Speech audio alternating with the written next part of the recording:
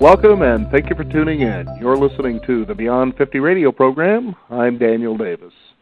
Many people take advantage of when they turn on a light that they have electricity right at their fingertips. But sometimes people really don't go in deeper to find out what kind of battles were fought when it came to creating the light bulb, which this day and age seems to last longer and longer. We have things such as LED lights, being able to flip on the washer to wash the clothes, and all the other modern conveniences that go to make our life easier. Today, joining us on the program today is a guest who holds more than 28 patents for high-performance infrared sensors that are used in defense and space technology. This is also used on the Hubble Space Telescope, so we can discover those wonderful mysteries and marvels that we see in deep space. He's also the expert who venture capital firms turn to when evaluating new investments in imaging technology, solar energy, and semiconductors. I'd like to welcome to the Beyond 50 radio program today our guest, who wrote the book Conquering the Electron, The Geniuses, Visionaries, Egomaniacs, and Scoundrels Who Built Our Electronic Age. Dr. Derek Chung, thank you for joining us here on the Beyond 50 radio program today. Thank you for having me there. Now, the first thing is when we talk about electrons, people know what that is, or at least they've heard the name. Tell us specifically what an electron is and why it's been so important in the advances of our technology. Electron is, you can view that as a tiny particle which is part of the atom that circulates around the atom nuclei. It has a negative charge, and everything we experience, whether it's electromagnetic wave, radio wave, or electric current, or voltage, everything is related to this tiny little particle called electron. Mm-hmm. So all the cell phones, all the computers, all the network, everything operates based on electron. How was this first discovered? Actually, the word electron itself came from the Greek. The word means ember. You know, that yellowish material. Mm-hmm. And 3,000 years ago, when some Greek rubbed a piece of cloth on the ember, they find there's a force that allows your head to stand up when you are close to it. Of course, today we know that's static electricity. So actually the word electron came from Greek, and the Greeks first observed it. Mm-hmm. You know, it's pretty fascinating to think when you discover something like that, how to take the next step as far as what to do with it. What direction do you go? Exactly. You know, for example, today you use your smartphone and using your finger swiping on the screen, and you can do so many wonderful things. And the light, the radio wave flying around the world with the speed of light carrying a message for you. And all this is very mythical, very magical, and how human beings are so clever and able to master all those things from the very beginning, what the journey is like. That's the question I try to answer in my book.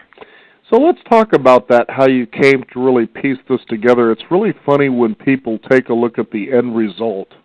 They don't realize what really goes on behind the scenes to really achieve, you know, that landmark or that goal. For instance, when it comes to building the car, most people think of Henry Ford, but it was actually discovered much earlier than that. You know, he was just somebody who created the assembly line. But it's kind of funny, you know, for instance, it's well known about the sort of battles, if you will, about Westinghouse and Edison, for instance, you know, and what goes on there, and how one was trying to disprove the theories of the other. And finally it took, you know, I think it wasn't until about the 1940s that finally Westinghouse's, you know, ideas and theories were actually very accurate, even though Edison tried to dismiss what he was talking about there. Exactly. You're right on. Mm-hmm. So talk about this book and how you came to piece all this together and the kind of personalities that you brought into this. Okay. See, now when I always marvel at the incredible convenience electronic technology has provided to us in our life. Mm-hmm. And I always wonder, you know, where can I find the history, how this whole process is like. And it turns out there's not a single book that covers this subject very well. Most of the books are on a individual inventor and with one invention. So it's all those stories, what I call horizontal stories. You You have a Bell, Alexander Bell discovered the telephone. You have Edison do this. All those, one story. But I try to link all those stories together so you see the vertical flow, how one invention leads to another until today. Mm-hmm. So I decided to do that, and I like history, and I'm trained in electronic technology. So combine the two, I kind of begin to spend a lot of time collecting information and think through the subject. And the more you dig into it, the more fascinating it becomes. Mm-hmm. You see all those connections between different inventions. And I really like to share my insight with the general public. Mm-hmm. I know, as you were saying, that that just earlier, is that it always seems to be about an individual discovery, a single invention, or an inventor in a lot of detail, but it's coming together to realize how each of these people during their time kind of motivated each other, like, okay, well, he found that out, but how did he discover that? And then the next thing you know, there's somebody else jumping on top of that and, trying to, jockey for position to say, well, wait a minute, this is really what's going to break through on this. And it's kind of a crazy mess when you think about it. For instance, like Tesla, and the race that was going on to do what he was doing. It's pretty fascinating stuff. Right. It's sort of cumulative. That's a nice thing about it. You do something and somebody else build upon that and just keep on stacking up until what we have today. It's incredible. Mm-hmm. Well, as you were starting out, too, when you think about electronic history, that it's a very long timeline from the first, the discovery of the electron, as you were explaining, to today. Right. Tell us about some of that and how people just kind of jumped on top of each other as they were evolving to get to a single, perhaps, invention. Yeah, I think there are a lot of stories. It's very long, but in each major breakthrough, there's an individual behind it. So I call those people conquerors of the electron. Mm-hmm. The whole book is on conquering the electron, but behind it is really many incredible individuals. For example, to lay the foundation of the electronic industry, the first major invention is by a gentleman called Volta. He invented the battery. Mm-hmm. In 1800, so it's slightly over 215 years ago. So he came up with this idea of a battery, which came from nowhere, out of the blue. And you have this battery. And by the way, when he invented the battery, he became very famous. And he's from Italy. At that time, the ruler for that whole area got interested in inviting him to do a demonstration. And can you take a guess who is this person who wants to have this real-life demonstration of a battery? Very famous historical figure. And turns out this person is Napoleon. Mm-hmm. So Napoleon actually had Volta demonstrate the first battery to him. And after the battery is born, then all kind of scientific work began to be developed. And there are two British scientists really made a huge difference. One is a person called Faraday, Michael Faraday. He invented the principle of the motor and the generator. Mm-hmm. And also the transformer. You can step up voltage high and low, and many, many other things.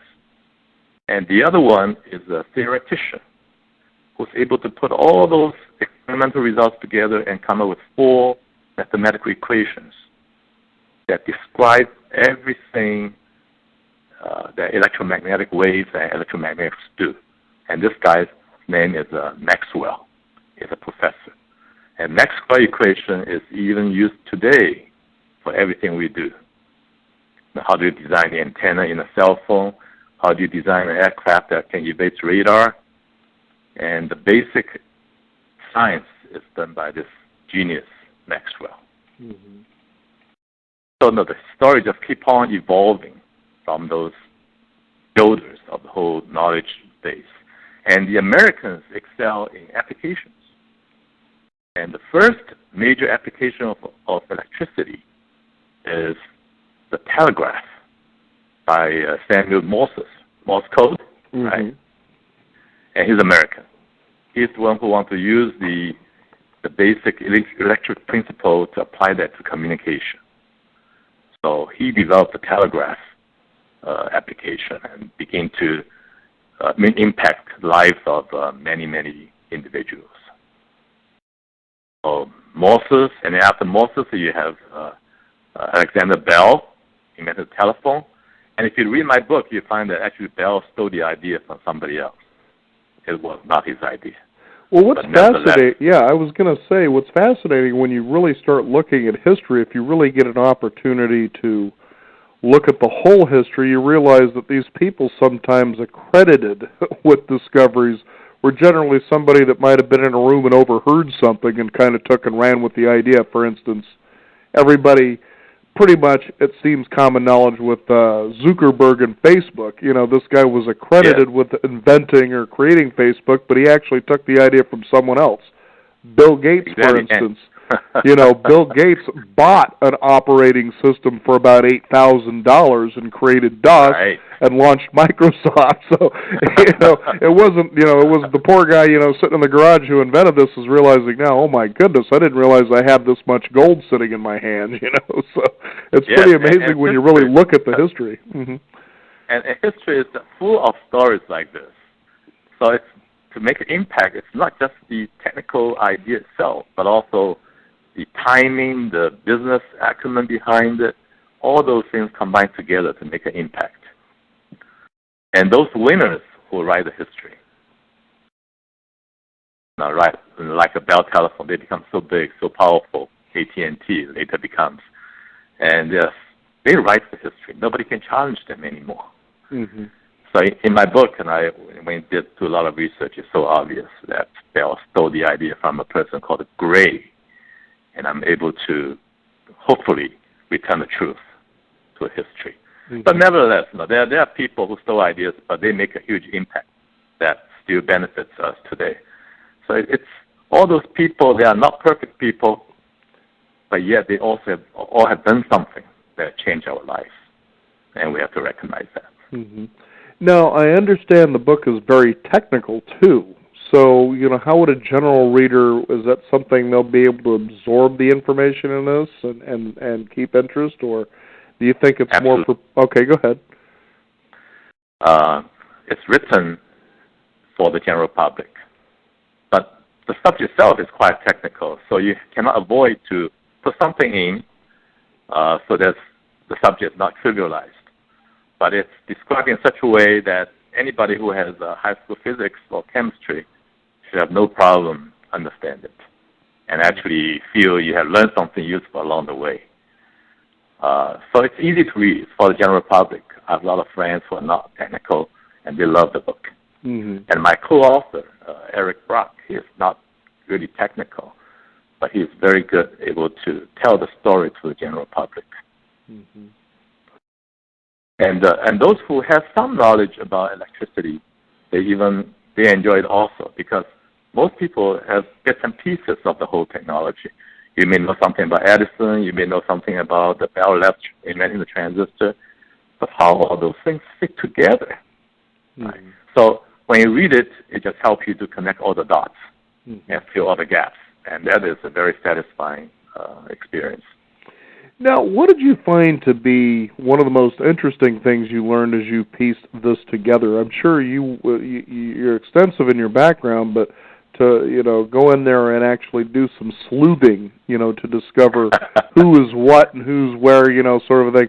You know, you hear some crazy stories about people, and, you know, a lot of times people will have one idea what somebody is like. For instance, we all hear about the great successes of Thomas Edison, you know, but when you really look into the history, you know, he was rather kind of, you know, for lack of a better word, sort of a sleazy individual, you know, conniving, so to speak. And as I was mentioned earlier in the program, you take a look at Westinghouse, you know, who was really kind of above board, really cared about people. And you hear, for instance, about their patents. You know, they attribute all these patents to Thomas Edison, but what people don't understand is a lot of those things that he's taken this credit for were actually developed by other people, but because they worked for him, he took all the credit. Westinghouse, on the other hand, did just the opposite. If you created something and it was patentable, he would actually give you the credit. It was attributed to you. So even though he's only accredited with about 300 and some patents, you know, really he's had just as many as Edison, but he was willing to share the credit. Actually, that story, I think it's pretty fairly told in my book, The War Between Westinghouse and Edison.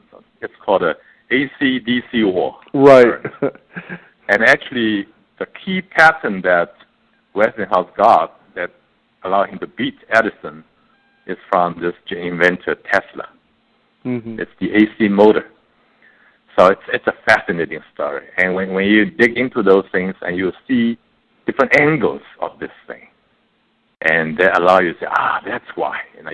Something you never thought about. And then when you read it, all of a sudden it becomes clear. And it's full of cases like this. And I try to share that experience in the book. Mm-hmm. Let's talk about that one a little bit, because that's, again, one of the most available things people, know about is the Edison and the Westinghouse battle, I guess is one way to put it, because it was funny how Edison struck out to prove how AC was an inferior discovery. So he does it by showing an old film of an elephant being electrocuted. But it had nothing to do with him. and actually people believed that film, which was pretty disturbing to watch even for its time, and to realize that it took a lot of years before people realized, well, no, AC is actually a lot better. Tell us what the difference is between, let's say, AC and DC power. Okay. DC power is like batteries. 12 volts, 3 volts. It's a constant voltage. Okay. Edison, when he first built the power plant to light up all the lights in Manhattan, he used DC generators. And AC it's oscillating current, like 60 cycles per second that we use today in your getting power out of your wall plug. It's AC. And the problem with DC is when you transmit the electric power on DC lines, they lose a lot of energy along the line. It heats up the line, so you lose energy. Mm-hmm. So you can only transmit DC power about 1.5 miles radius at most. Beyond that, you lose so much, it's not economically viable. So Edison had to build many small central stations, but all close by. Mm-hmm. Whereas Westinghouse, using AC, he generates AC, and AC current you can, using Faraday's transformer idea, and step that up to very high voltage, 20,000 volts, 400,000 volts. Those are the power lines you see when you drive into the countryside. And at high voltage, you can transmit electric power over long distance with minimum loss. So you can build huge power plants way away from the city, and then using high voltage to transport to the city, stepping down the voltage and distribute to the homes. So that removes the restriction of the power plant has to be close to your home, and which is a huge fundamental advantage from a cost point of view. So the Westinghouse AC approach was the right one, and rightfully he won the battle. Mm-hmm. But again, it wouldn't be until years later that it would finally be established that it was a real deal. Yeah, in the beginning, actually, it was very clear. It's fundamental advantage. But Edison, being such a dominant figure, and he's fighting so hard about it, that raised doubt in people's mind until he was proven he's totally wrong. Right? So the experts are not always right. You can be biased by your own obsession. Now, this was also as a result of the development of the electron into what we have today, developed other industries that couldn't have even been foreseen, such as, investment capital industry. Yes.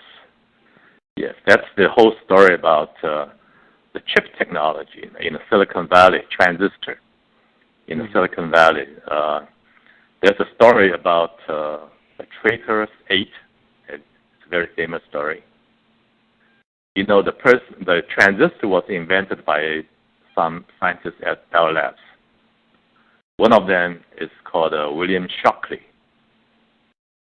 He's really the inventor of the transistor. And after the invention, he went to the Silicon Valley to start his own company called Shockley Transistors. And he hired some young people to work for him. But this Bill Shockley, the inventor of transistor and the winner of a Nobel Prize, was a terrible manager, terrible businessmen. So those young people we hired feel so frustrated to work for such a boss, and they decide to leave and start their own company. And the first company they started is called Fairchild Semiconductor. And then after that, they started another one. They left Fairchild and started another company called Intel. So those people who went with Shockley to start a whole transistor technology in Silicon Valley later spin off into many, many different companies. And along the way, they need venture funds. And that's how the venture fund industry got started. Mm-hmm. So all those are interrelated. Mm-hmm. Now, it's even fascinating, too. We know, for instance, this day and age, we hear a lot of crazy stories about how, for instance, government organizations are manipulated by those with power and money. And one of those you write about in the book is, I believe it's about, I'm trying to remember the name off the hand, but it's the creator of the RCA, yes. Right. And it was funny about how this particular guy also manipulated the actions by the FCC. Yes. That also kind of ruined a couple of people along the way. This is what inventors do. They're not these nice guys sitting in garages with white coats, making the world a better place. They're actually very manipulative. Very, very. That's why they are scoundrels in the group of. These are not always super inventors like a saint. They're just ordinary people. And everybody has a little of those idiosyncrasies in them, all mixed together. Mm-hmm. Now, this story of David Sarnoff, he ran the most powerful radio company at the time, RCA. And his friend, Edwin Armstrong, who is the inventor of FM radio. And Armstrong feels that FM is better than AM in the sound quality. So FM would beat AM in the radio broadcast industry. So he spent all his money to build a lot of FM radios at a certain frequency range that FCC regulates. And then this guy, Sarnoff, is able to use the influence to change the allocated frequency band to a much higher frequency band. And that obsoletes all the product that Edwin Armstrong has built. So pretty much one stroke and destroyed his competitor. Wow. And Armstrong got so depressed he has to kill himself. So the inventor of FM killed himself because of some nasty act by his friend. Do you find with what you do in your work that same sort of thing still goes on? I think that more or less it's a business plotting thing, right? It's everywhere. Mm-hmm. And the patent laws, the patent suits throughout the whole history of new technology, it involves legal battles with patents. And the patent outcome is not always fair. The powerful, the rich, has a better chance of prevailing than the weak and the individuals. Mm-hmm. Now, here's one that's really interesting since we're doing this, which is radio, is Marconi is definitely attributed with pioneering wireless telegraphy, but yet he actually ended up, he was dominant in the 1910s, as you were saying in your book, but the U.S. government didn't trust him. Tell us about that story a little bit. Okay, the Marconi, he built the whole wireless telegraph industry, and one of his successes to put wireless telegraph on big ships. For example, Titanic has wireless telegraph on board. Mm-hmm. That's why when Titanic hit the iceberg, it makes us think the telegraph operators on board are able to send message, SOS message for rescue messages. And as a result, there's a ship nearby came to them and able to save 700 lives. So Marconi is very good at applying wireless technology. But during this process, the U.S. government tried to get information from Marconi, and they find they don't always get it because Marconi has a saying. And the U.S. Navy pretty much find out that why it's so critical to the security of the nation, and the technology cannot be controlled by one company, one foreigner. And even worse, this foreigner, Marconi, he's the fascist party member. His old buddy is a Mussolini. So the Navy said, hey, we have to do something. We cannot rely our national security of wireless communication on some fascist party member. So they lobby the Congress, and the Congress took some action. They set up this company called RCA, and using influence behind the scene, that RCA acquired Marconi USA company. So finally, we got that technology in our own hand. It's a fascinating story. Another one, too, that people wouldn't really piece together was that of Napoleon Bonaparte. Tell us about this guy. Most people think of this guy as a conqueror, you know, he died on an island somewhere, but he was a lot more than that. Napoleon, if he lived today, I think he would be a gadget guy. Mm-hmm. He would love all kind of fancy new gadgets.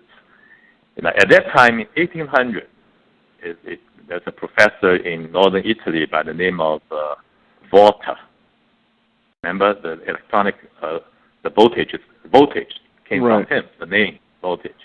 Volta able to invent this battery. And when Napoleon heard about it, he said, come to me, show me what a battery is. I'd like to know. So Volta went to see Napoleon and demonstrated his battery. He connected a wire on the two electrodes of the battery and able to heat up the wire until the wire glowed red, which is basically the principle of a light bulb, right? You have electricity go through a wire, heat it up, and light came out. So Napoleon was very impressed. And he charged up the battery and let Napoleon touch it and got a shock, electric shock. And Napoleon loved that.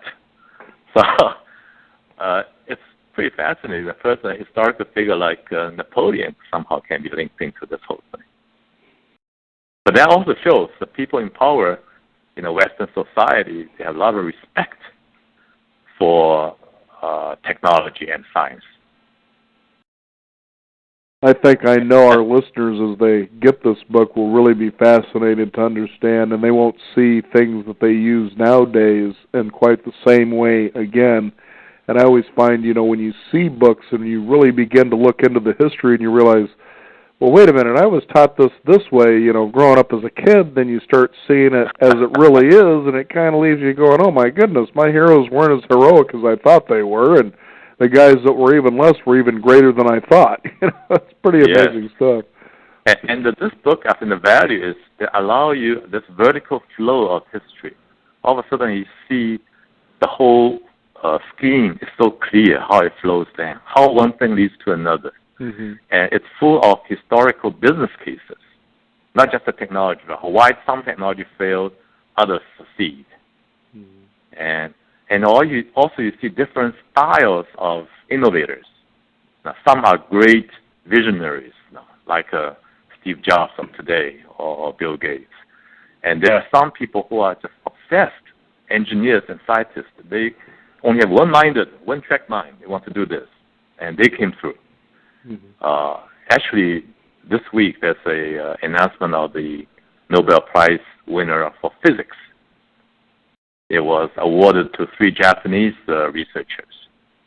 And one of them, by the name of Nakamura, he's such an engineer, kind of totally obsessed on one subject and put all his energy to it. And he invented the blue LED, an LED that emits blue light.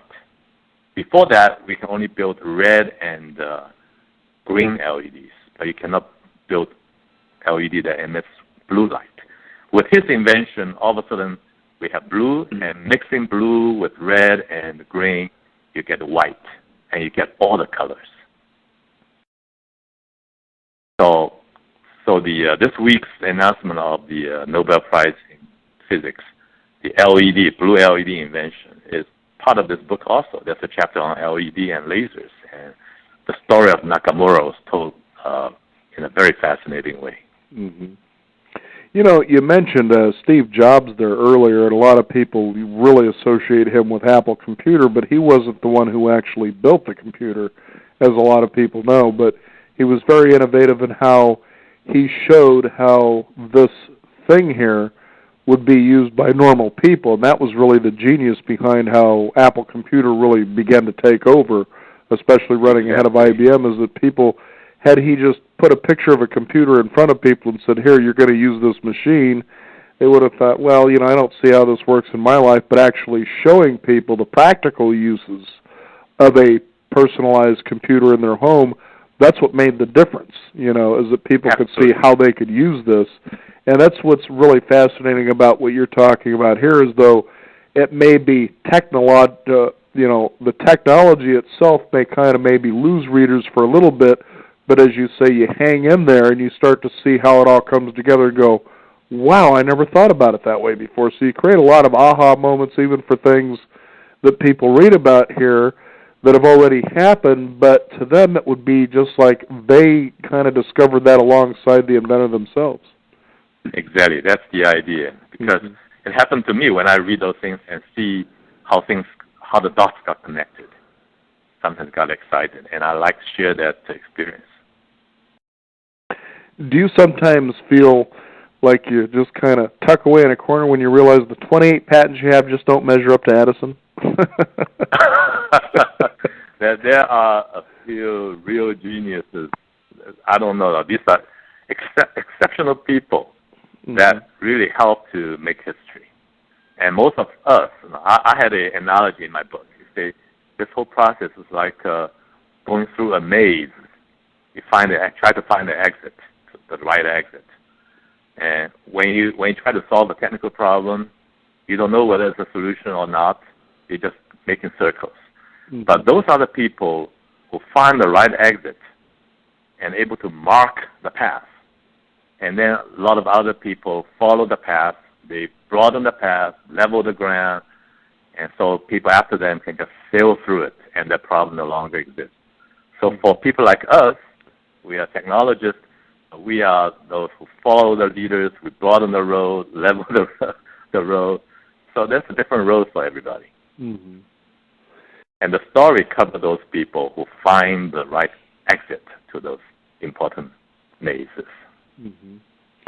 Tell us what probably a fair amount of people may not know about Nikola Tesla. Nikola Tesla, the public always is fascinated by him.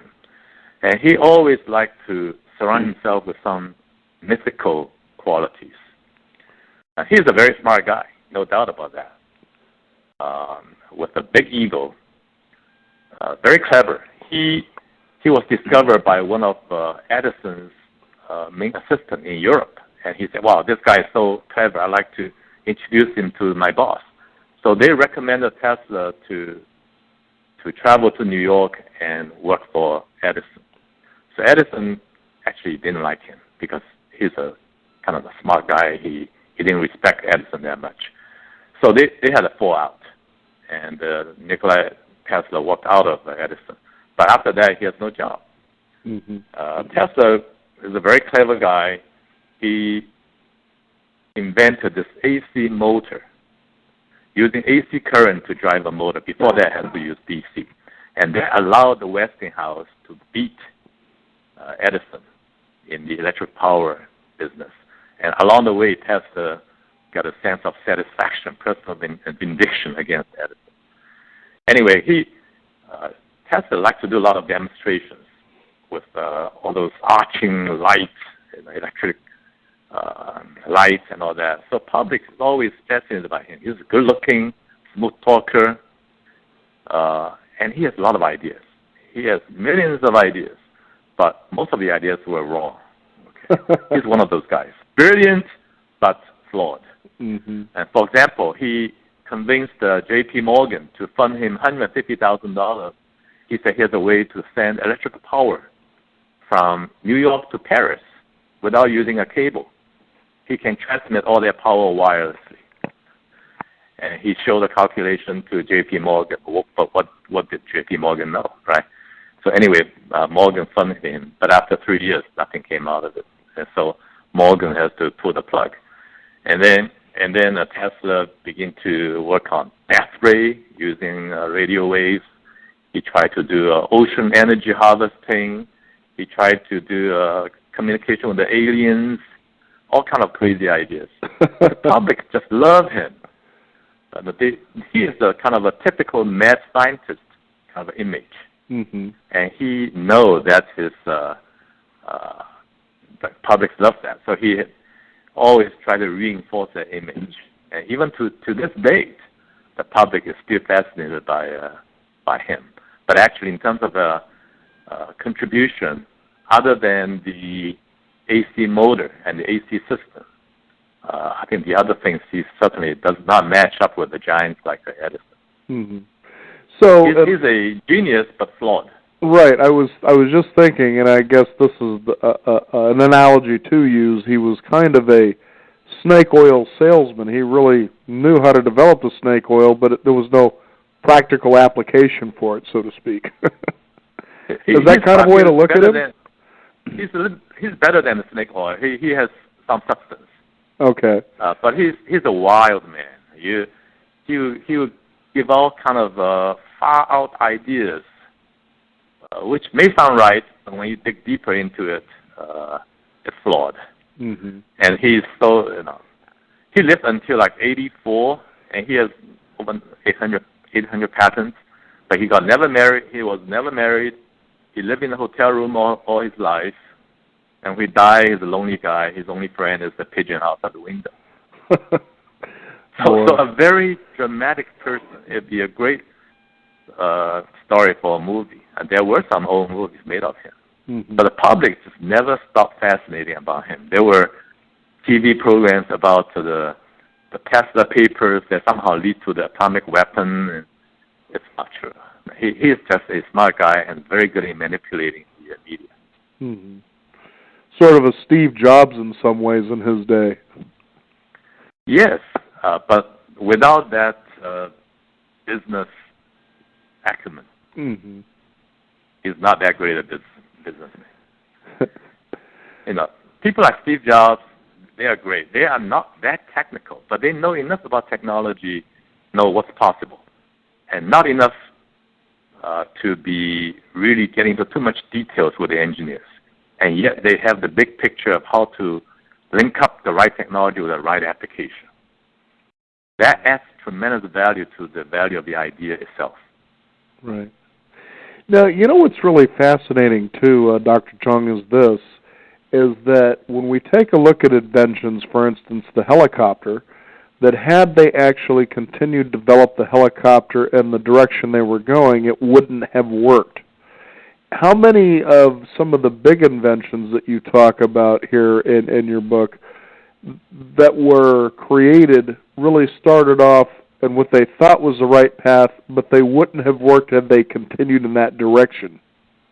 There are many cases. One big example is the television set itself. Okay. The television, the original television demonstration was done on mechanical scanning, using a rotating disc to do a raster scan of a picture. Mechanical. It worked, and then big companies like AT&T, Bell Labs, or Westinghouse, they all invest big money into developing mechanical television.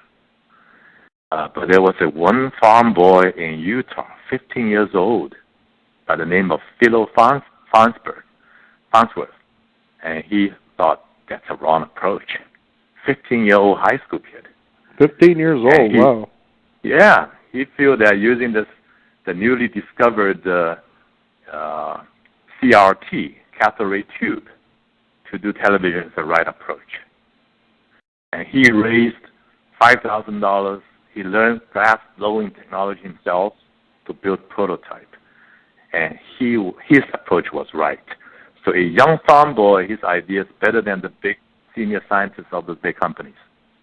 Because those big companies, they do an evolutionary improvement upon what's been demonstrated, and they got into that path, into a wrong path, that end. So history, there are many cases like this.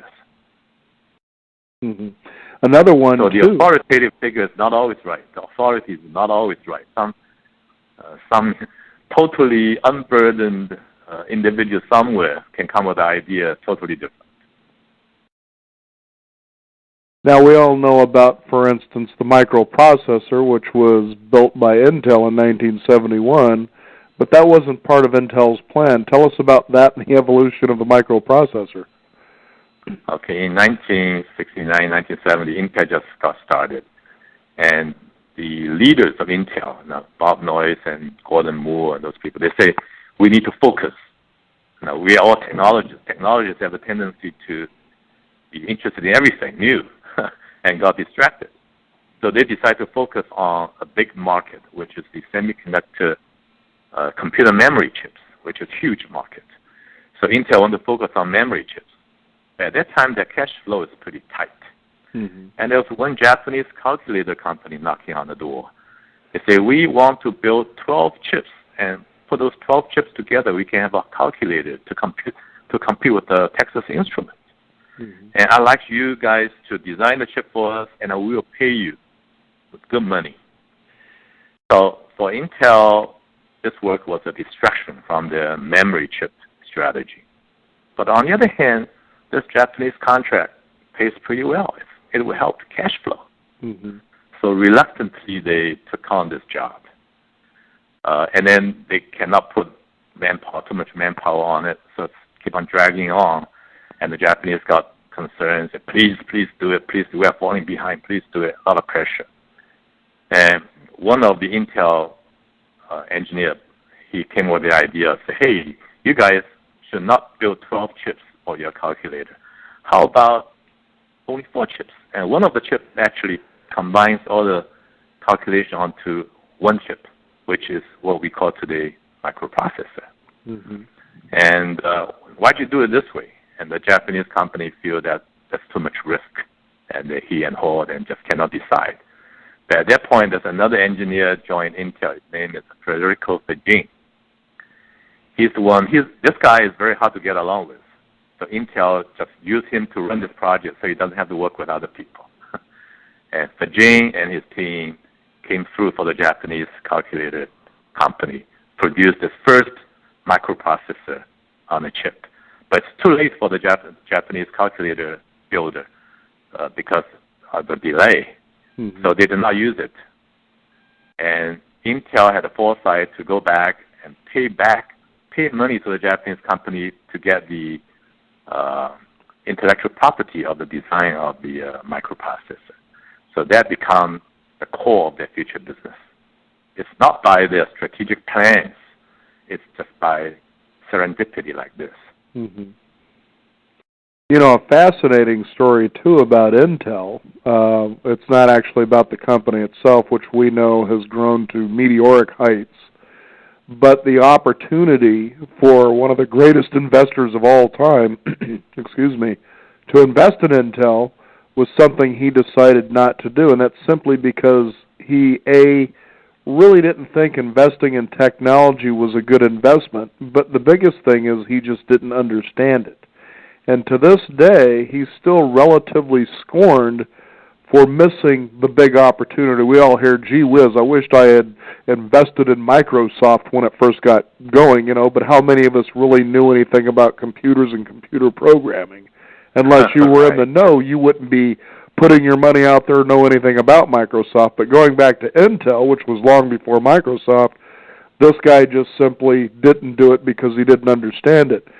Now, even though he's been scorned about not making the investment into Intel and the millions of dollars that he lost as a result of this decision, I don't think too many people can really argue that Warren Buffett's investment strategies were failures.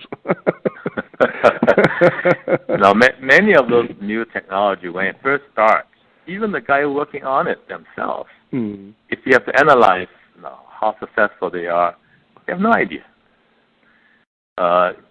So it happens all the time. Even like the Intel people, when they see the microprocessor idea, and they don't want to pursue it, they didn't realize how big that can be. At that particular moment, it's not obvious.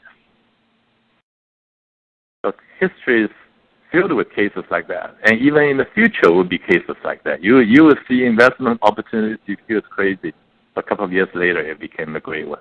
Mm-hmm. So it can never be second guessed. Sort of like the television pilots. Some of them go on to become shows, and some of them go on to become nothing. Right, exactly. And you only on hindsight, when you look back, you see something that seems to make sense, right? Mm-hmm. But when you look forward, it's very difficult. It's so true. Again, the book is Conquering the Electron. It's the geniuses, visionaries, egomaniacs, and scoundrels who built our electronic age. Is there a website people can find out more about your work and how they can get a hold of the book? Yeah, you can order that on Amazon. That's pretty simple. Well, it's been a pleasure to have you here on the program. A lot of eye-opening stuff here for people to explore, that's for sure. Yeah, it's fascinating, especially we all benefit from the electronic technology today to make our life better.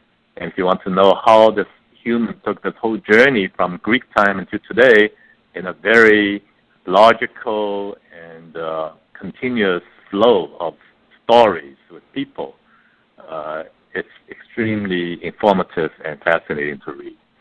And certainly been informative and fascinating to hear you describe how you discovered all this and put it together into a book. Thank you so much for being on the program. Thank you. You bet. We want to thank you, the listeners out there. You know, it was Alexander Graham Bell that kind of created things here that allowed us to actually kind of participate by telephone and talk with people as well, even though that wasn't the original intention. And sometimes those other accidents occur to things like the Internet, where you can go on and explore, for instance, our website at beyond50radio.com and find out more. I'm Daniel Davis. Thank you for joining us. This is the Beyond 50 radio program, and remember, live your day past halfway.